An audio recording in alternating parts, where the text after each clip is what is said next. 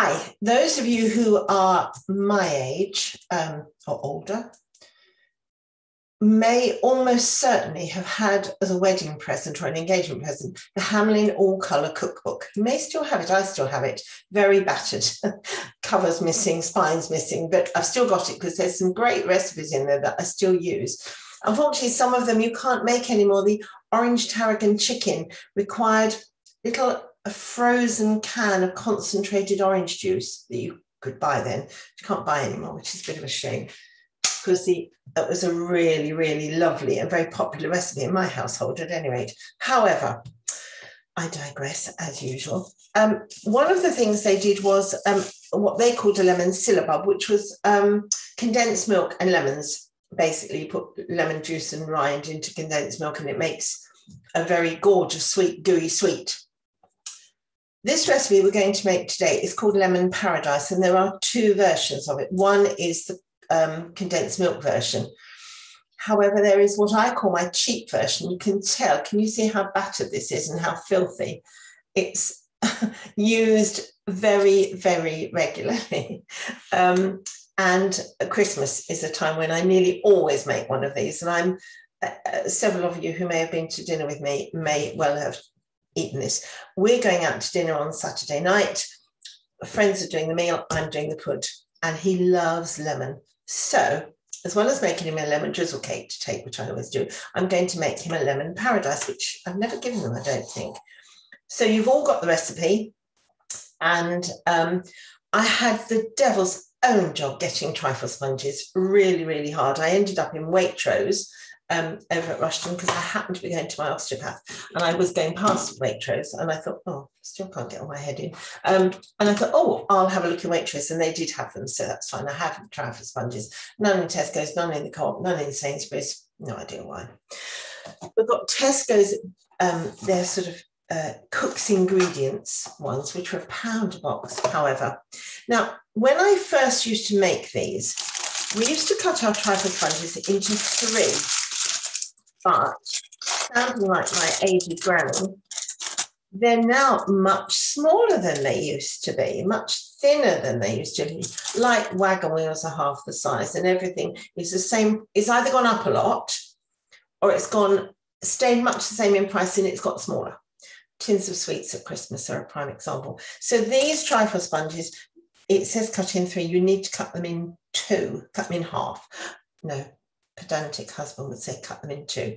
So that's the first thing you do, is you cut all your trifle sponges in 2, and you, hold on, I'm going to change cameras. You line your loaf tin with cling film, like so, and then you're going to line it with your trifle sponges, and I'll give you a bit of an example. I don't need to show you all of it because none of you are terribly dim, I'm sure. You can all manage this. I'll get my my best, biggest, sharpest Victorinox knife. As I say, to do it in 3, you probably end up without many fingers. They used to be really loads thick. I can't believe how thin they are. So you line it with trifle sponges. And when I was having trouble, I was about to buy, and in fact, I think this might work really well. You know, one of those slab cakes you get? You can get Madeira cake and, well, all sorts of cake in a sort of slab version. I was going to get a slab of Madeira cake and slice that finely and use that, which I think would work really well. But as I happen to trip over trifle sponges in Waitrose, that's what we've got. So there we are. There's 4 on the bottom of the tin. And then you're going to stand them up around the edge of the tin, like that.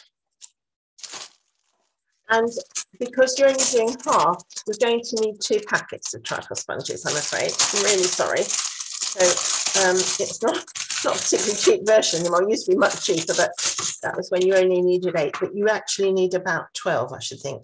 This is a £2 loaf tin, the sort we made our bread in, and other things what we have made. So 9 whole tin, like that. I'm showing you all of this because you can really imagine it. So now I've run out. My tin's only half lined. So I don't want to use the tops because I'm going to use those elsewhere. So I'm going to take my other tin, my other box. It's been put away in the fridge for some bizarre reason, but sometimes you do that, don't you? Put things in strange places.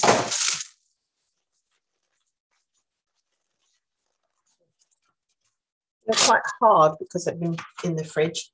So I need another one and another one on the end. Okay.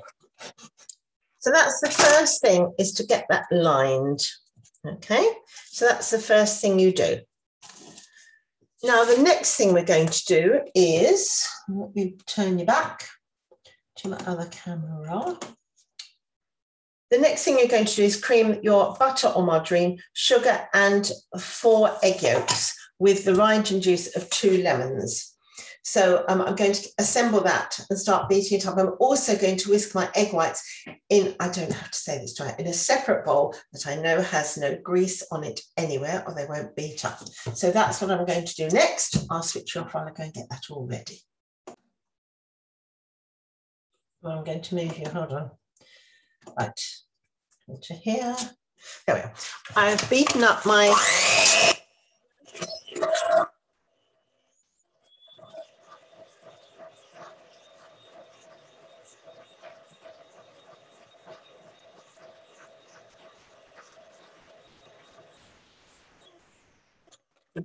margarine and sugar. I don't know how to get the lighting better on this. Or is that better? That's a bit better. Margarine and sugar and the 4 egg yolks.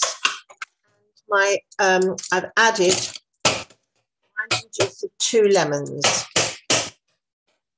Beaten those all up together. I've got a knife somewhere to scrape these off. And then in a separate bowl, using separate beaters, I've beaten up my egg whites. Now, if you don't have separate beaters, I'm very lucky because I've got lots of mixers here. If you don't, do the egg whites first, and you all know why, because you'd have to make sure these were scrupulously clean. What a lovely word scrupulous is. You'd have to make sure these didn't have any scrape of egg yolk or butter, margarine on them. So it's much easier to do them separately. So as I say, if you don't have 2 bowls and 2 lots of beaters, then just do the egg whites first. But I've got mine, they've been beating away like, while I've been doing this, they've been beating away in my Kenwood Chef. Over to the side here. Just going to see if they're stiff enough. So there are my egg whites, suitably beaten, suitably stiff. Put that bowl over my head, which you can't see, they won't fall out, which proves they're suitably stiff. And you fold these into that. So the egg whites get folded into this.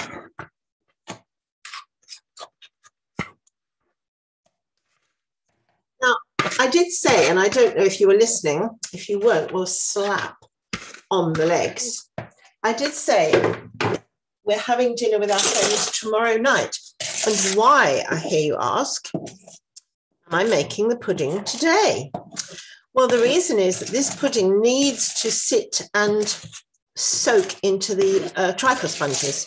So you need to make it in advance. It says, you can freeze it, by the way, you can freeze it. You've got to chill it in the fridge for at least 24 hours, or you can freeze it and then defrost it overnight. I think it's better freshly made, but you can freeze it. The one made with condensed milk, it freezes better actually, but this one is better like this. So you put the mixture in bits of mixer everywhere. You put the mixture in the tin like so.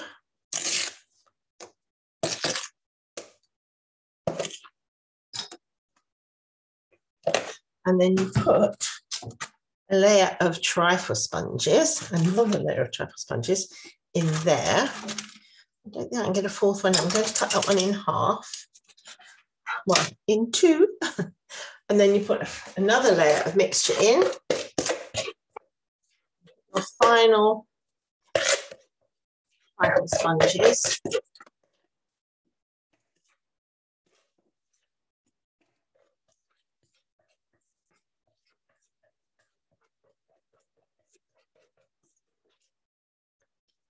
Now, as you can see, the ones I did on their side are just about the right height. So I could have put them on their side, which would have used fewer trifle sponges, but I wasn't sure quite how high it would come. And that all depends on the size of your eggs, to be honest, as to how far up it comes. It can come right up to the very top.